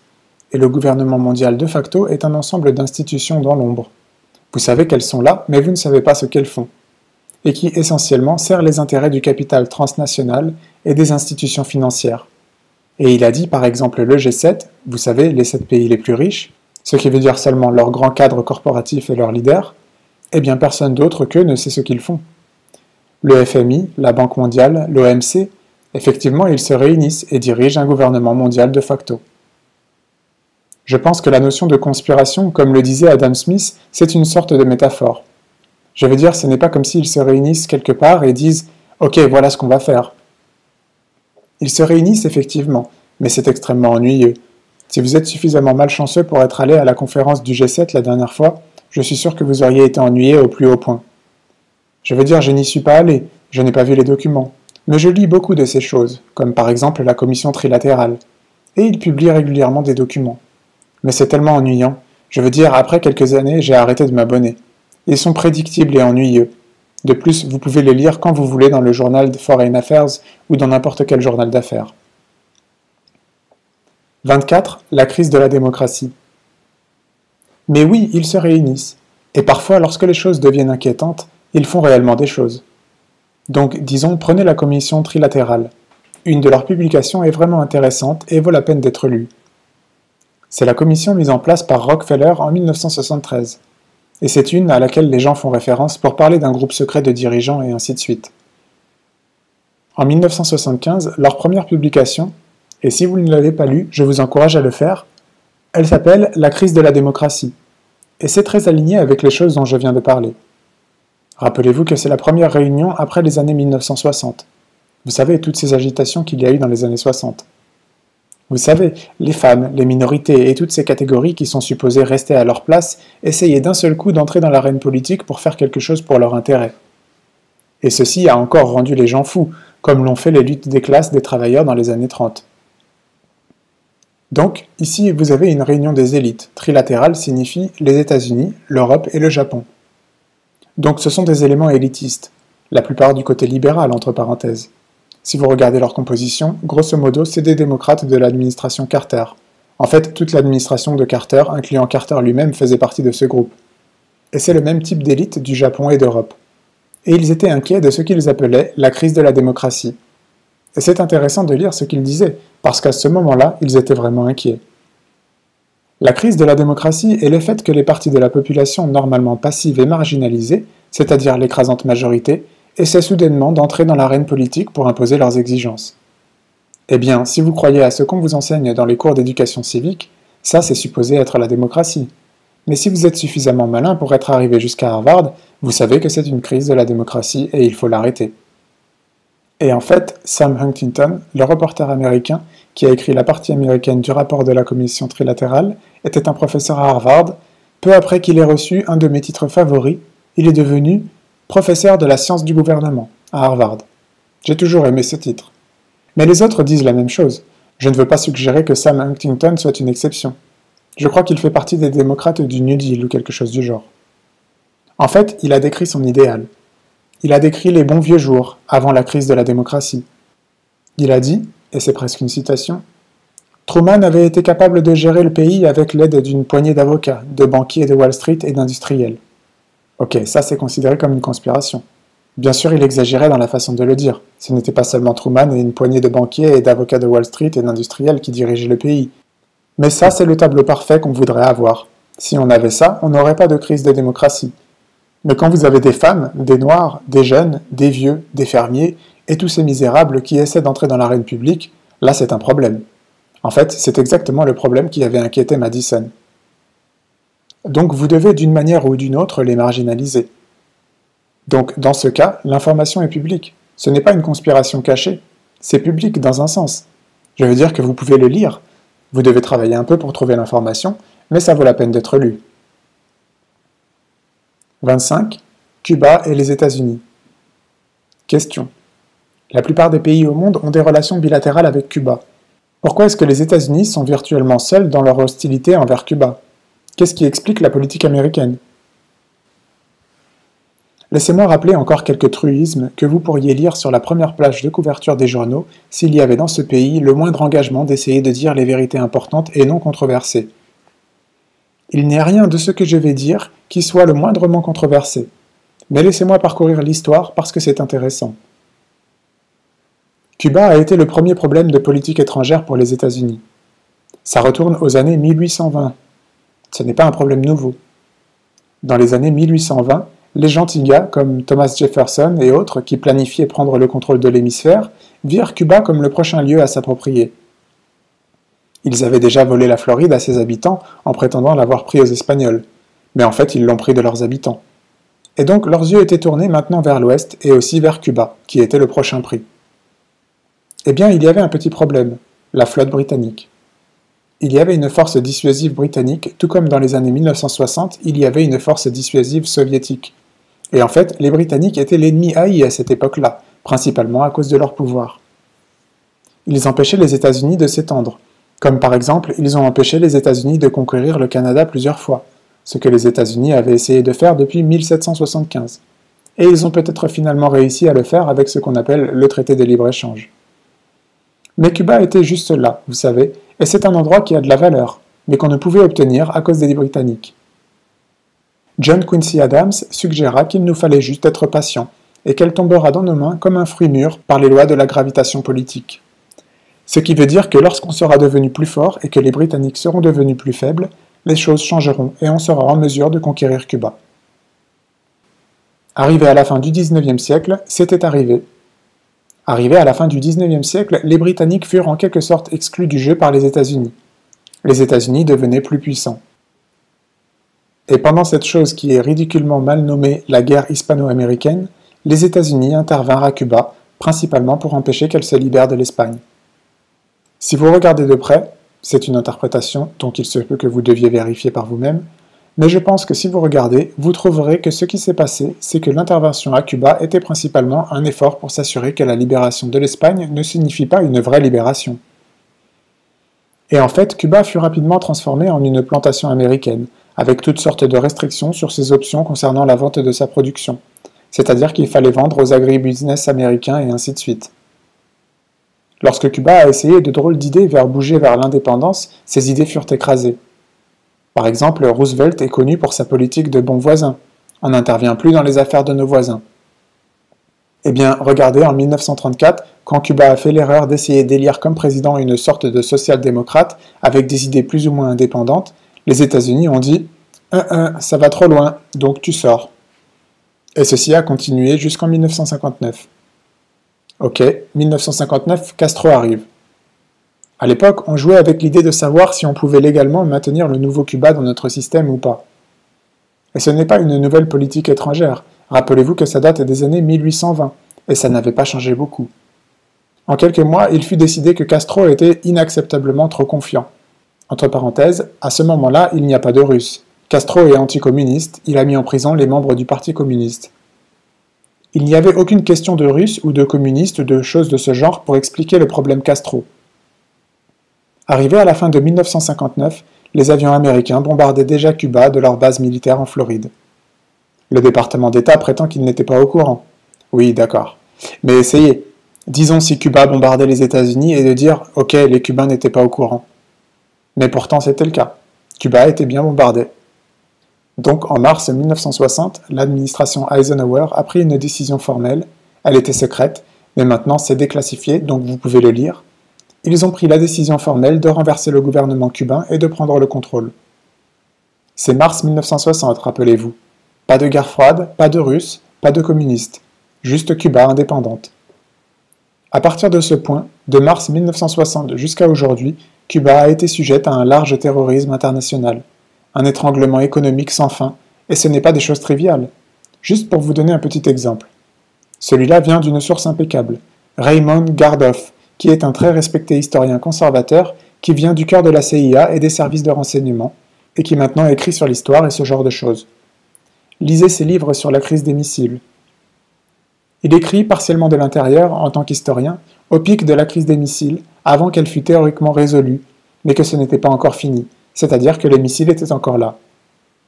Au pic de la crise, un des membres de l'équipe Mangouste, un groupe terroriste que les Kennedy avaient envoyé à Cuba pour tout détruire, un d'entre eux, qui apparemment à ce moment-là était incontrôlable, entre parenthèses, il n'y a aucune preuve que Kennedy avait ordonné de faire ça, donc peut-être qu'ils ont décidé de le faire tout seuls. Mais l'un d'entre eux a fait exploser une usine pétrochimique à Cuba. Et d'après Gardoff, il ne le vérifie pas, mais il dit que c'est supposé être le cas, il le prend au sérieux, les 400 ouvriers furent tués. Eh bien, supposez que Cuba fasse exploser une usine et tue 400 personnes. Vous pensez qu'on le verra dans les journaux? En fait, on les exterminerait probablement le jour même, mais c'est nous. Mais, entre parenthèses, ça c'est juste une petite anecdote d'une longue série d'actes terroristes. Et c'était en plein pic de la crise des missiles. Si vous ne croyez pas à tout ça, allez regarder par vous-même. Je veux dire, j'ai regardé et écrit là-dessus. Je l'ai répété plus de 20 fois dans des livres que personne ne voulait lire. Mais il y a une énorme quantité de faits disponibles. Et ça inclut l'empoisonnement de champs de culture et de troupeaux, tirer sur des bateaux de pêche, bombarder des hôtels, faire exploser des avions et toutes sortes de choses. Et pendant ce temps-là, l'étranglement économique continuait de manière permanente. Maintenant, le seul problème débattu aux États-Unis, c'est que Cuba est une menace russe. Pendant longtemps, il y avait ce prétexte. On doit faire ça à cause des Russes. Ok, parce que Cuba est une tentacule du monstre russe qui essaie de nous étrangler. Je veux dire, dans un pays intellectuellement libre, tout le monde rirait. En fait, une fois, lorsque Kennedy a essayé d'amener l'ambassadeur mexicain à le soutenir sur une action anti-cubaine au début des années 1960, l'ambassadeur mexicain lui a dit qu'il voudrait bien le faire, mais que s'il annonçait publiquement à Mexico que Cuba était une menace, il a dit que 40 millions de Mexicains mourraient de rire. Eh bien, c'est principalement vrai. Je veux dire que Cuba puisse être une menace, même s'il est armé par les Russes, je veux dire, j'essaie de trouver une métaphore pour illustrer. Mais supposons que, si avant la fin de la guerre froide, la Russie avait entrepris une massive campagne de terrorisme contre le Danemark et avait étranglé le pays, imaginons qu'il aurait fait ça parce que le Danemark était une menace. Eh bien, vous savez, le Danemark était beaucoup plus une menace pour les Russes que Cuba ne l'est pour les États-Unis. Je veux dire, le Danemark est un pays industriel avancé. C'est un membre d'une alliance militaire hostile bien armée. Si les Russes avaient dit que le Danemark était une menace, vous ririez. Ça aurait été un signe de leur folie, et il faudrait les supprimer, vous savez. Mais on dit ça tout le temps, et c'est ok, parce que c'est nous. Vous savez, nous sommes probablement endoctrinés. Pour juger à quel point Cuba était une menace russe, gardez en tête que la décision formelle de renverser le gouvernement fut prise en mars 1960, quand il n'y avait aucun Russe. Et ça a continué sous le prétexte des Russes, tant que les Russes étaient dans le coin. Et que s'est-il passé quand les Russes ont disparu? Ok, donc novembre 1989, le mur de Berlin tombe, plus de Russes. Qu'est-il arrivé à Cuba? Je veux dire, si l'histoire qu'on entend depuis 30 ans de Arthur Schlesinger et de tous les autres était vraie, eh bien on aurait accueilli Cuba avec les bras ouverts. Fini les tentacules des Russes. Est-ce que c'est ce qui s'est passé? Non, on a resserré le nœud. D'un seul coup, ce n'était plus parce que les Russes étaient une menace, c'était parce qu'on aime tellement la démocratie, comme vous pouvez le démontrer facilement en voyant ce qu'on fait dans le reste du monde. Si vous jetez un œil aux classes éduquées, elles acceptent du jour au lendemain qu'on est passé de nous défendre contre les Russes à On aime la démocratie. Avec toute l'histoire que je viens de décrire, qui est entièrement publique, ça c'est un vrai accomplissement. Je doute qu'un État totalitaire puisse accomplir une chose pareille. Quoi qu'il en soit, jusqu'à aujourd'hui, la version officielle, c'est qu'on aime à ce point la démocratie. Et ensuite, la seule question est, quel est le meilleur moyen de mettre en place la démocratie? Est-ce que c'est par l'acte Helms-Burton ou en envoyant le Premier ministre là-bas? Vous savez, ces choses-là sont discutées comme si c'était sérieux. C'est la partie intéressante. Je veux dire, on n'en parle pas comme si 40 millions de Mexicains mourraient de rire. On en parle comme si ça pouvait être considéré sérieux. Mais ça ne peut pas être possiblement sérieux. La seule question est comment mettre Cuba dans la boîte dans laquelle elle était supposée aller en 1820. Si on peut la ramener dans cette boîte d'une façon ou d'une autre, c'est bon. On acceptera Cuba. On l'appellera même une démocratie, même si elle est dirigée par n'importe quel meurtrier brutal. Comme on appelle le Mexique une démocratie, la Colombie une démocratie. La Colombie qui est en fait la meilleure de l'hémisphère. Elle a même un parti politique indépendant, vous savez, qui fut autorisé à fonctionner en 1985. Depuis ce temps, environ 3000 activistes ont été tués, principalement par les forces de sécurité et les paramilitaires, incluant chaque candidat présidentiel et la plupart des maires. Mais vous savez, elle obéit, donc ça doit être une démocratie. Et puisqu'on aime tant la démocratie, on pense que c'est bon. Donc peut-être que si Cuba finit par devenir une démocratie comme celle de Colombie, ce sera bon, du moment qu'elle suivra les ordres. Et il devrait y avoir 100 millions d'Américains morts de rire sur ce sujet. Et le fait que ce n'est pas le cas est une indication de l'ampleur de l'emprise du système d'endoctrinement qui est très puissant, et dans ce cas principalement dans les classes plus éduquées. Je veux dire, s'ils ne savent pas ces choses, c'est une décision consciente de ne pas savoir. Il faut travailler pour ne pas savoir ces choses. Il n'y a pas besoin d'aller creuser loin. 26. Solution. Question. Est-ce que vous voyez des solutions à ce contrôle? Bien sûr, les mêmes solutions qui ont fonctionné à travers toute l'histoire. Je veux dire, comment les droits des travailleurs se sont plus ou moins établis dans les années 1930. Ce n'était pas une révolution. Je veux dire, il y avait bien une menace quand les gens ont pris le contrôle de General Motors, c'était pas une blague. Les maîtres ont eu peur parce que la prochaine chose qui va leur venir en tête, c'est « Pourquoi est-ce qu'on aurait besoin d'un patron ?» Et peut-être qu'ils vont devenir aussi intelligents que ces filles de l'usine, vous savez, comme il y a 150 ans, et dire « Regardez, on n'a pas besoin de ces patrons, on va gérer l'usine nous-mêmes. » Et il faut vous assurer que ceci ne se produise pas, parce que c'est un sérieux problème. Donc oui, il y a eu des accommodations, et à travers toute l'histoire, c'est de cette manière que ça s'est passé.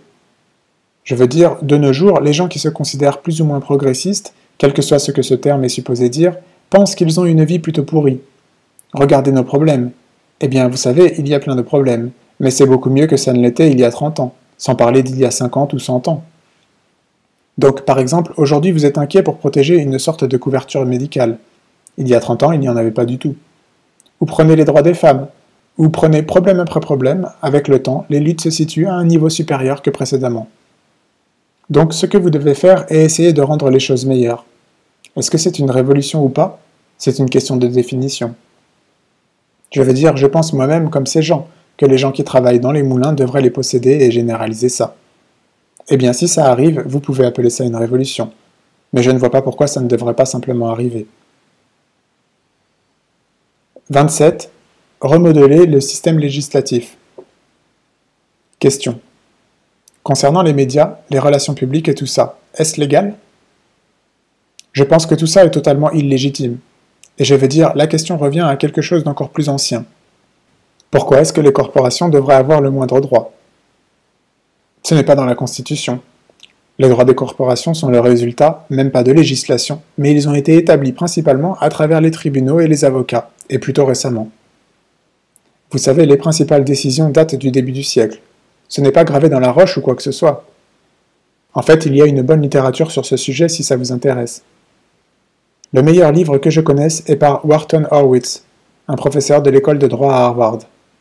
Il a écrit un livre en 2 volumes appelé « Transformation des lois américaines ». L'un d'eux va jusqu'en 1860 et l'autre de 1860 jusqu'à 1960. Et le thème principal de ces 2 volumes, c'est comment le système légal fut remodelé pour s'accommoder aux besoins du pouvoir privé.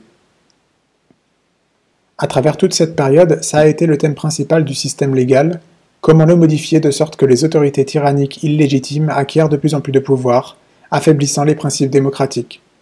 Il ne l'a pas dit dans ces mots, mais c'est principalement à quoi ça revient. Et la grande étape, probablement la plus grande étape fut, au début du XXe siècle, le transfert des droits aux tyrannies privées, qui est ce que sont les corporations.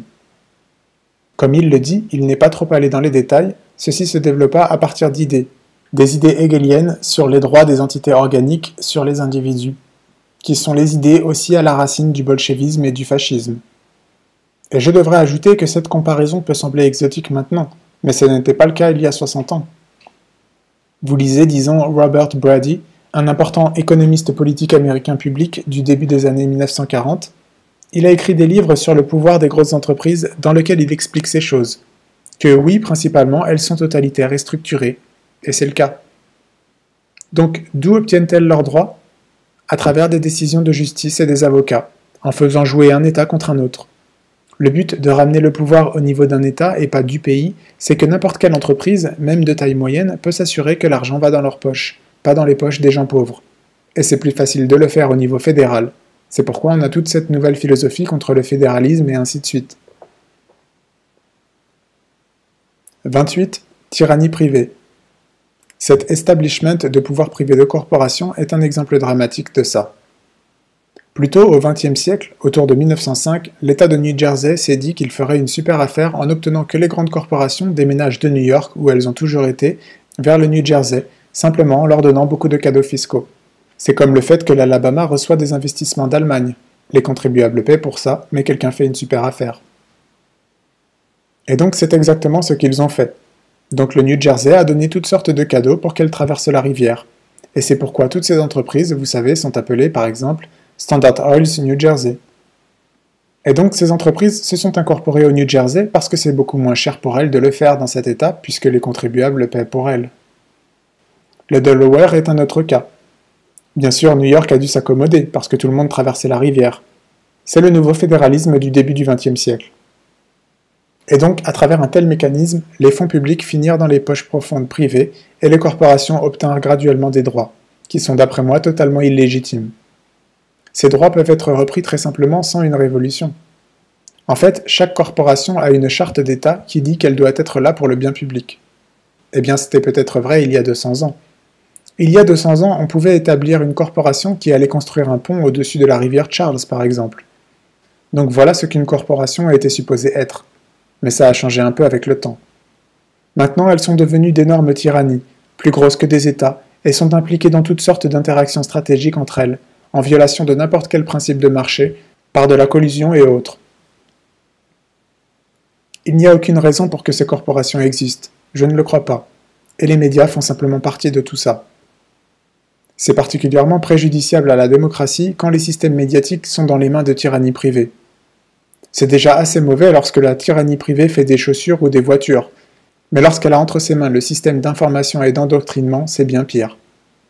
Et c'est pour ça que je pense qu'on devrait accorder beaucoup plus d'attention à toutes les fusions qui se passent dans les télécommunications récemment. Je veux dire, voilà cet énorme système construit avec les fonds publics, et comme d'habitude, maintenant qu'il rapporte, il est donné au pouvoir privé. Et c'est très probable que tout ça finira dans une demi-douzaine de méga-corporations internationales.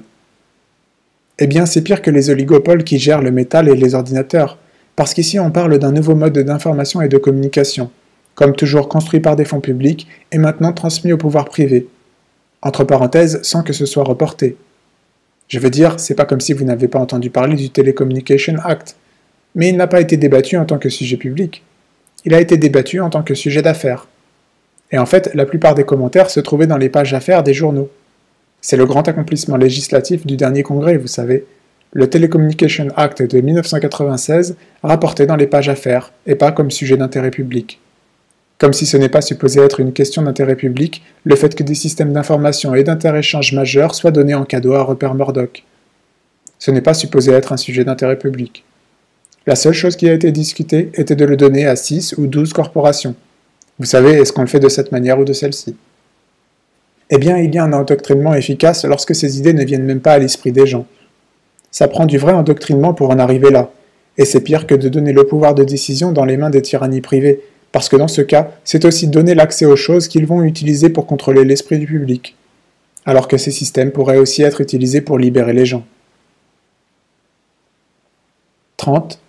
Les pauvres paient. Question. Il y a eu des récentes réformes avec de bonnes choses dedans. Je ne suis pas sûr à quel point les bonnes choses dont vous parlez sont des bonnes choses. Je veux dire, les détails ne sont pas encore sortis, mais d'après les rapports que j'ai entendus, les propositions qui vont être faites seront accorder des avantages d'une manière ou une autre aux gens qui ont des revenus à peu près comme le mien, vous savez, les gens gagnant jusqu'à 80 à 100 000 dollars par an. Et je crois que le revenu médian aux États-Unis est quelque chose autour de 30 000 dollars par an. Donc c'est l'idée de donner aux riches des avantages pour que leurs enfants puissent aller à l'école. Et qui paie? Les pauvres. Donc je ne suis pas sûr que ce soit de si bonnes choses. Vous savez, les grandes firmes d'investissement, Lehman Brothers dans ce cas, distribuent des brochures à leurs clients et disent « Regardez, on a pris le contrôle du système médical, on a pris le contrôle des prisons, maintenant on s'intéresse à prendre le contrôle des allocations. Voilà une nouvelle manière de nous enrichir aux frais du public. » Ce ne sont pas leurs mots, c'est ma traduction. La manière dont on va le faire est de mettre en place des IMO, des organisations de management éducatif, qui feront des merveilles pour le système éducatif, comme les HMO, les organisations de management de santé, font des merveilles pour le système de santé. C'est-à-dire qu'ils seront en mesure de prendre de plus en plus d'argent du système pour le mettre dans les pouvoirs privés, pendant qu'en même temps, on remodèle le système de soins pour qu'il bénéficie principalement aux riches. Et maintenant, on s'attaque au système éducatif, le dernier grand monopole d'État. Je veux dire, ce n'est pas dit comme ça. Tout est dit en termes d'efficacité et à quel point on est des gens sympas et on va améliorer les choses pour tout le monde, car on est juste des altruistes, etc. Donc voilà le plan qui arrive. Et je serai très prudent concernant les propositions de Clinton. Rappelez-vous qu'il n'a jamais caché ce qu'il est. Il est et a toujours été un républicain modéré, dédié à la communauté d'affaires. Il n'a jamais prétendu être autre chose. C'est un candidat du monde des affaires. Sa plus grande influence chez les démocrates a été de les déplacer vers le côté républicain. Ce n'est pas un secret, il l'a dit lui-même. Son travail en Arkansas, ça a été ça. Et c'est la même chose au gouvernement national. Donc peu importe ce que le Parti démocrate a été un jour, maintenant c'est un parti républicain modéré. Entre parenthèses, la presse d'affaires est très consciente de ça. Je veux dire, si vous regardez les éditoriaux et les rapports du Wall Street Journal, pendant les années de règne de Clinton, d'abord au début ils étaient un peu nerveux à cause de sa rhétorique populiste, mais très rapidement, en quelques mois, il a commencé à recevoir des éditoriaux et des articles qui disent qu'il est le meilleur président que le monde des affaires a jamais eu. Il cite des présidents d'entreprise qui disent qu'on s'entend beaucoup mieux avec lui qu'avec Bush et Reagan. Bien sûr, il préfère les gars comme Gingrich. Il y a un équilibre délicat ici entre retenir les fous et s'assurer que les vrais riches obtiennent tout. Donc ça a été un problème, mais concernant Clinton, ils sont contents. Donc oui, c'est un républicain modéré, et je ne pense pas qu'on peut dire qu'il a trompé qui que ce soit. Je veux dire, tout a été clair depuis le début, ça a été clair dans la presse d'affaires et clair dans ses politiques. 31. Le pays croule sous l'argent. Quel type d'éducation sera manufacturé de cette manière? Je serais très suspicieux à ce sujet, et je pense que ça vaut le coup de regarder en détail. Et je veux dire, le système éducatif a beaucoup de problèmes, mais le problème principal est que trop peu de ressources y sont consacrées. Ce n'est pas qu'on n'a pas l'argent, ce n'est pas comme ça. Ce n'est pas comme s'il y a une crise du budget. Le pays est rempli d'argent. Encore une fois, lisez la presse d'affaires. Ils ne peuvent pas trouver de qualificatifs assez exubérants pour décrire la merveilleuse, magnifique croissance, en se demandant ce qu'on va bien pouvoir faire de tous ces fonds, etc. Le pays est noyé sous l'argent, sous le capital, mais tout est très concentré dans une partie très restreinte. Il y a beaucoup d'argent qui pourrait être employé pour améliorer le système éducatif, mais on ne sait pas trop d'où l'argent pourrait venir, et je pense que c'est le problème principal. Les professeurs sont largement sous-payés, ils sont sous-éduqués, on ne leur donne pas suffisamment de perspectives. Les classes sont surpeuplées, il n'y a pas assez de matériel éducatif, etc. Je veux dire, personne n'a jamais eu d'idée exceptionnelle sur la façon dont le système éducatif devrait fonctionner, à part de faire en sorte que l'enthousiasme et la créativité naturelle des enfants devraient être amenés à être utilisés de manière constructive. Vous savez, ce genre de choses. Mais ce qui manque, c'est les ressources. Ok, donc fournissons les ressources. Peut-être qu'ils n'auront pas les mêmes profits aussi merveilleux et magnifiques l'année prochaine, mais les enfants auront une bonne éducation. 32. Privatisation. Ce qui m'inquiète, c'est que le pays avance vers une sorte de privatisation de l'éducation et qui impose ses coûts au public. Rappelez-vous que toute cette privatisation dont vous entendez parler est supposée être efficace, et d'un certain point de vue, elle est efficace. Une partie de la raison pour laquelle elle est efficace, c'est que vous ne comptez pas les coûts. Donc, par exemple, il parle de privatiser les transports publics. Supposez que vous privatisez le système. Vous et moi savons comment rendre le système plus efficace avec des mesures économiques. Vous sortez les travailleurs syndicalisés et vous prenez des intérimaires pour la moitié du prix. Et s'il y a un accident parce qu'ils n'ont jamais eu de formation, eh bien c'est juste des gens qui meurent, ça n'entre pas dans les outils de mesure. Par ailleurs, vous fermez les lignes de bus qu'on dit non profitables. Par exemple, vous ne faites pas trop d'argent à 23 heures. Ok, on ferme ces horaires. Eh bien, supposez que quelqu'un est bloqué quelque part à 23 heures et veut rentrer chez lui. Oh, eh bien, c'est de la valeur entrepreneuriale. Laissez-le engager une limousine, vous savez. Et avec des mesures comme celle-ci, vous pouvez faire en sorte que le système soit efficace, simplement en transférant les coûts au public parce que vous ne mesurez pas ces choses. Donc ça a l'air sympa et efficace dans un journal économique, mais bien sûr il y a cet énorme coût qui est transféré au public que vous ne mesurez pas. On le sait tous, et c'est ce qui se passera si le système éducatif est privatisé. 33. Une société d'affaires. Une autre chose que tout ceci fait, c'est que le système avance exactement pour enlever cette conception morale qui est sous-entendue dans le mouvement des travailleurs, c'est-à-dire qu'on est tous ensemble là-dedans, vous savez. Ce n'est pas juste acquérir la richesse pour soi et oublier tous les autres. On devrait être suffisamment concerné par le fait que mon fils puisse aller à l'école, mais aussi celui du voisin. Et ça, c'est la chose qui est en train d'être enlevée de la tête des gens avec un très puissant effort pour le faire. Vous êtes seulement supposé vous intéresser à vous-même, à moins que vous ne soyez riche, bien sûr. Si vous êtes riche, vous faites partie de grosses structures socialistes appelées corporations, qui sont regroupées en grandes alliances stratégiques et reçoivent des subventions de l'État. Et à ce moment-là, oui, vous pouvez avoir ce sentiment de « on travaille les uns pour les autres ». Oui, nous. Mais pour tout le reste du monde, ça doit être chacun pour soi. Vous devriez vous en foutre si le fils du voisin va à l'école ou pas. Ceci devrait être très familier pour les gens du mouvement du travail. Ceci est la propagande principale utilisée dans le mouvement du travail. Vous ne devriez pas travailler ensemble. C'est pas bien. Si vous travaillez ensemble, il se peut que vous fassiez quelque chose qui compte. Ok, donc soyez chacun de votre côté, et si vous arrivez à avoir un coupon, peut-être que votre enfant pourra aller à l'école. C'est une société largement dirigée par les entreprises. Je veux dire, les derniers chiffres que j'ai vus, environ 1 dollar sur 6 de toute l'économie est dépensé en marketing. C'est une utilisation extrêmement inefficace de fonds, bien sûr. Le marketing ne produit rien de public, mais le marketing est un fondamental pour la manipulation et la tromperie. C'est un effort pour créer des besoins artificiels, pour contrôler comment les gens voient et pensent sur les choses. Beaucoup de ce marketing est de la propagande directe, de la publicité. Entre parenthèses, beaucoup de ces choses ne sont pas taxées, ce qui veut dire que la façon dont le système fonctionne, c'est que vous payez pour être endoctriné et recevoir ces choses qu'on vous déverse dessus. Ce ne sont pas des chiffres négligeables, c'est de l'ordre d'1 trillion de dollars par an en 1992. Et oui, quand vous avez un tel engagement au contrôle de l'esprit et à manipuler les gens, et faire tout ce dont ils parlent dans la littérature des relations publiques, je ne l'invente pas, vous pouvez le lire, et c'est aussi lisible dans la littérature des sciences sociales, parce que c'est aussi standardisé en vocabulaire économique. Eh bien, quand vous avez ces enjeux, vous allez travailler dur pour les atteindre, et ça va être dur de les combattre, c'est ce qui rend difficile de s'organiser. Je ne veux pas dire que je suis meilleur que vous, mais vous devez briser beaucoup de résistances psychologiques. Toute l'histoire du mouvement du travail vous dit ça. Et comme j'ai dit, tout ça a été très bien compris par les travailleurs des moulins il y a 150 ans. Mais oui, c'est une grande bataille, et vous ne vous battez pas simplement contre quelqu'un qui prétend attaquer vos droits, vous luttez contre 5 heures par jour de télévision, l'industrie des films, les livres, l'école et tout le reste. L'ampleur de l'effort pour gagner la bataille pour l'esprit des hommes est énorme. Je veux dire, je pensais que je savais quelque chose là-dessus, mais quand j'ai lu le livre d'Elizabeth Farnsworth, j'ai été très choqué de voir l'ampleur de l'effort et le dévouement, l'incroyable dévouement pour gagner cette bataille éternelle contre l'esprit des gens. C'est vraiment impressionnant. 34. Les principes illuminés. Question.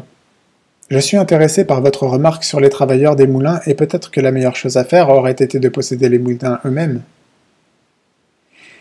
Ok, prenons les principes. Les principes, autant que je le sache, retournent jusqu'à l'époque des Illuminations. Donc si vous retournez à la pensée classique illuminée, je ne parle pas de Adam Smith, Jefferson, etc., mais les idées fondamentales. Les gens ont le droit de contrôle sur leur propre travail. Ici, je vais citer une formulation standard du 19e siècle des héros leaders des Illuminés. Si quelqu'un fait un beau travail sous un commandement extérieur, c'est-à-dire pour un salaire, on peut admirer ce qu'il fait, mais on méprise ce qu'il est, parce qu'il n'est pas un être humain libre.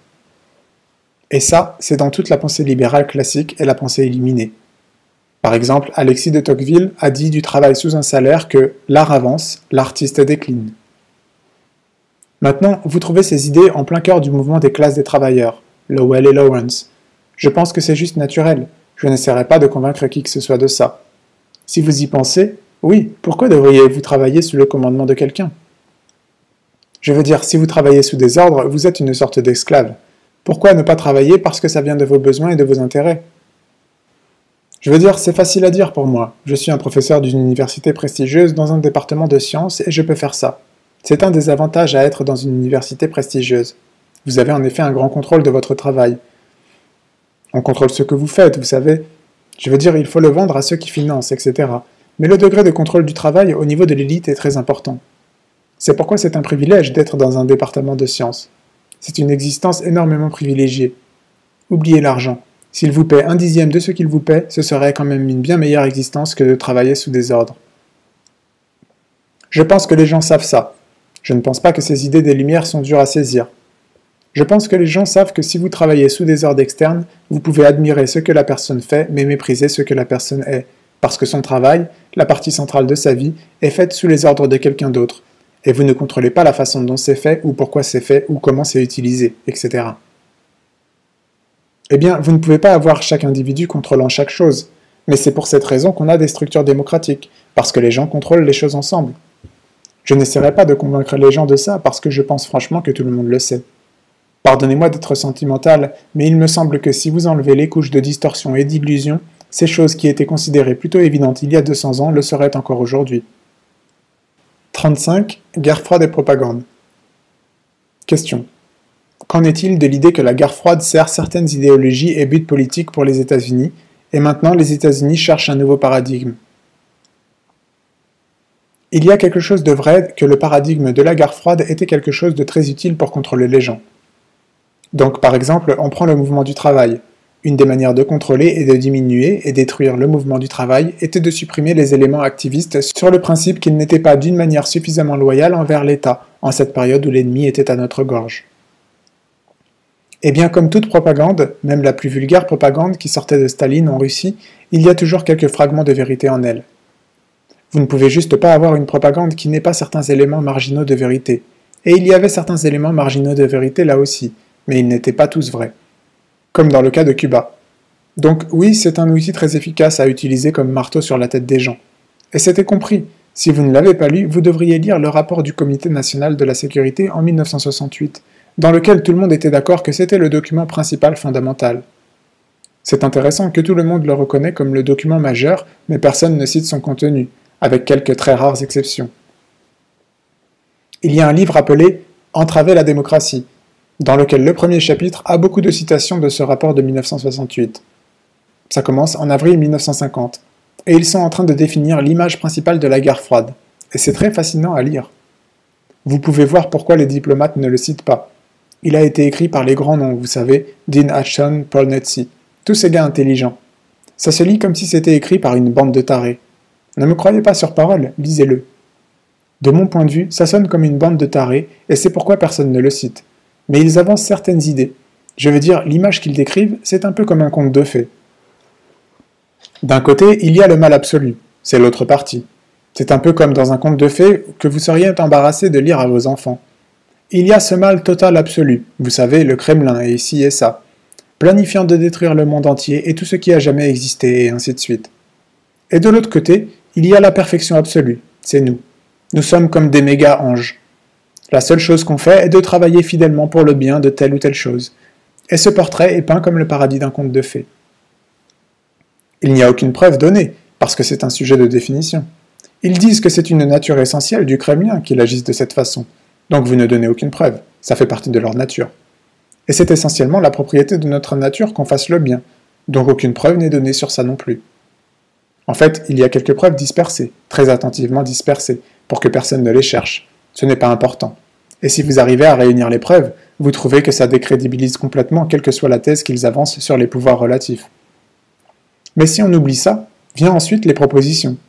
Les propositions sont que nous sommes dans une vraie guerre, une guerre froide réelle, qu'on doit mener pour empêcher cette chose monstrueuse de détruire tout et d'empêcher notre magnifique perfection de gagner. Et dans une guerre, il faut qu'il y ait des suppressions justes. Nous devons supprimer les dissidents parmi nous. Il y a des faiblesses en nous. On est trop tolérant, trop ouvert, trop libre, etc. Et ces choses sont des faiblesses. Donc il faut qu'on ait des suppressions légitimes et qu'on contrôle les dissidents et s'assure que tout le monde soit obéissant, etc. Et la façon de le faire, il supporte aussi un keynésianisme militaire, ce qui veut dire transférer les fonds publics aux industries privées. Ce qui était un gros sujet à l'époque, parce que tout le monde savait que le système économique n'allait pas fonctionner sans une énorme quantité de fonds publics, de financement d'État. Donc ça c'était crucial, et c'est vrai de l'économie internationale aussi, qui est très dépendante des dépenses militaires pour la revitaliser. Ils savent bien tout ça et ils le disent. Mais ils disent aussi qu'il y aurait une arme idéologique, une arme pour contrôler les gens. Et c'est vrai que c'est ce qu'il y a eu. Et jusqu'à ce que le jeu commence à se finir en 1989, ça a été une énorme arme de contrôle des pensées. N'importe quelle chose que vous vouliez bloquer, il vous suffisait de crier guerre froide. Ce n'était pas important à quel point ça pouvait être une chose folle. Parfois il y avait quelques vérités dedans, parfois non. Donc oui, maintenant il nous faut un nouveau paradigme. 36. Islam et nouveau paradigme. Parce que comment allons-nous taper sur la tête des gens si on n'a plus ce marteau? Et si vous regardez les années 1980, c'était déjà évident dans les années 80 que ceci allait perdre son efficacité. Vous n'aviez pas besoin d'être un génie pour vous rendre compte que l'Union soviétique était en difficulté. Donc si vous regardez ce que j'écris depuis les années 80, je disais, regardez, ils vont chercher quelque chose d'autre, et en fait, à travers toutes les années 80, il y a eu une recherche presque désespérée pour quelque chose d'autre. Vous savez, un terrorisme international, ou des arabes fous, ou des narcotrafiquants hispaniques. Une chose ou une autre face à laquelle il faut qu'on se défende. Autrement, comment allez-vous contrôler tout le monde? Ok, il y a les crimes domestiques, la plupart manufacturés. Les États-Unis n'ont pas un niveau de crime très différent des autres pays industriels, mais on a une conception du crime très différente. Des rois du système social, c'est-à-dire des noirs qui roulent en Cadillac, ce genre de choses. Donc il y a toutes sortes de manières de façonner des ennemis pour que les gens les haïssent, mais un ennemi étranger, c'est beaucoup mieux. Et donc voilà où la science du gouvernement intervient. Maintenant, revenons à cette chose du clash des civilisations. Donc tout le monde cherche partout un nouveau paradigme. Vous savez, un gros truc que vous pouvez utiliser pour contrôler les gens. Et l'idée de Huntington, c'est le clash des civilisations. Donc vous savez, il y a l'islam et nous. Et l'idée, c'est que si le monde est si désordonné, c'est parce que maintenant que la guerre froide est finie, il y a tous ces groupes ethniques qui se tuent entre eux. Eh bien, comme d'habitude, c'est toujours une bonne idée d'exiger les faits. À chaque fois que quelque chose est dit avec beaucoup de confiance, la première chose qui devrait venir à l'idée est « Attendez une minute, est-ce que c'est vrai ?» Donc, est-ce que c'est vrai qu'il y a plus de conflits ethniques maintenant qu'il y en avait il y a 20 ans? Eh bien, regardez les faits. La plupart des grands conflits qu'il y avait dans le monde pendant la guerre froide, comme le Burundi et le Rwanda, de grands massacres qui existent depuis les années 70, en fait j'ai écrit à ce sujet mais personne n'en parlait parce que ça n'intéressait personne, mais ils étaient là. Donc la plupart des conflits d'aujourd'hui étaient déjà là hier. Maintenant, il y en a quelques nouveaux dans l'ancienne Union soviétique, incluant les Yougoslaves, à l'intérieur de l'ancien système communiste. Oui, ils sont nouveaux, comme la guerre en Tchétchénie ou en Azerbaïdjan. Vous savez, ces choses sont nouvelles, mais c'est standard, à chaque fois qu'un système tyrannique s'écroule, il y a toutes sortes de conflits internes. Regardez l'écroulement des empires européens. Pour chacun d'entre eux, ça a été la même chose, et pour la plupart d'entre eux, ça a été pire. Donc, premièrement, la base factuelle même est très faible. Maintenant, qu'en est-il des principes? Le clash des civilisations, comme disons le grand méchant l'islam, eh bien il y a quelques problèmes avec ça. L'État islamique le plus fondamentaliste au monde est notre grand allié, l'Arabie Saoudite, un pays très extrême. Est-ce qu'on essaie de détruire l'Arabie Saoudite? Bien sûr que non. Il y a tout ce pétrole, en fait ce sont des clients. C'est une dictature familiale qu'on maintient au pouvoir parce qu'ils s'assurent que l'argent du pétrole ne va pas aux gens de la région, mais à Londres et à New York. Donc ils sont corrects. Il n'y a pas de clash de civilisation là. C'est du fondamentalisme d'État. Alors qu'en est-il individuellement? Eh bien, les pires sont de loin ceux qu'on a mis en place, l'Afghanistan. Et je crois qu'il est plus difficile de trouver plus fondamentaliste qu'eux. Mais d'où vient leur pouvoir? Eh bien, de vos poches. Les États-Unis ont sorti environ 6 milliards de dollars de l'Arabie Saoudite dans les années 80. Maintenant, ils sont en train de mettre en pièces l'Afghanistan. Mais ce n'est rien qu'on ait fait, vous savez, nous ne sommes seulement que des gens merveilleux. Donc où est ce clash de civilisation entre l'islam et l'Ouest? Je ne le vois pas. Je veux dire, l'Indonésie est un pays islamique. Vous nous voyez affaiblir l'Indonésie? Je veux dire, il y a plein de choses pourries en Indonésie. Par exemple, les salaires sont la moitié de ceux en Chine. Mais vous nous voyez faire quelque chose pour le changer? Je pense que tout ça est faux. C'est juste le besoin d'un nouveau paradigme, quelque chose sur quoi les gens peuvent construire leur carrière et écrire des livres dessus, et ainsi de suite, qui peut ensuite être transformé en un outil pour contrôler les gens. Cette partie est vraie, et peut-être que ça va marcher, et sinon on essaiera autre chose.